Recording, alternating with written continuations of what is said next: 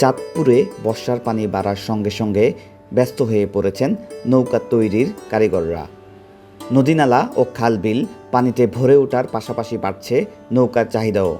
জেলার বিভিন্ন সড়কের পাশে গড়ে ওঠা অস্থায়ী কারখানাগুলোতে সকাল থেকে রাত পর্যন্ত চলছে কাঠ কাটার শব্দ, হাতুড়ির আঘাত আর কারিগরদের কর্মব্যস্ততা।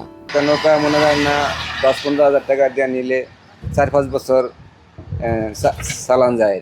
প্রতিটা বাড়িতেই দুই একটা নৌকা থাকে, এমনকি পারাপাড়ার জন্য বা গরু ছাগলের ঘাস কাটার জন্য, খাবার দাবার আনার জন্য নৌকাটা প্রয়োজন হয়।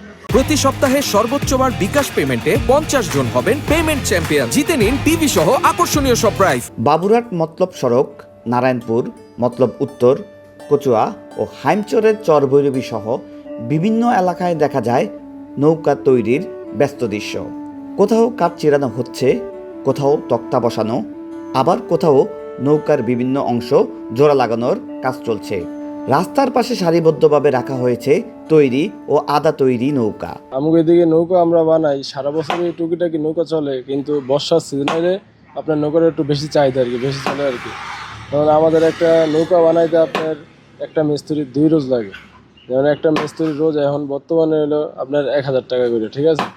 নৌকার ব্যবসা করি, আগে যেমন বেচা কিনি করছি, অনেক এত বেচা কিনি নাই, ব্যবসা বাণিজ্য নাই। মনে করেন আগে কাঠের দাম আসছিল একটু দাম কম, দাম হলেছি বেশি, অনেক কাঠের দাম বেশি, অনেক আরও দাম কম নৌকার। কথা বুঝলেন, পানি কেজি না পানি কেজি থাকলে সে নৌকা বেচা কিনে হইতে মিলল। কেউ মাছ ধরার জন্য ছোট নৌকা কিনছেন, আবার কেউ পরিবার নিয়ে চলাচলের জন্য বড় নৌকাও তৈরি করাচ্ছেন। প্রতি বছর বর্ষা এলেই কয়েক গুণ বেড়ে যায় কারিগরদের ব্যস্ততা। দিন রাত পরিশ্রম করে তৈরি হওয়া এইসব নৌকাই পরে হয়ে ওঠে মানুষের যাতায়াত ও জীবিকার গুরুত্বপূর্ণ মাধ্যম।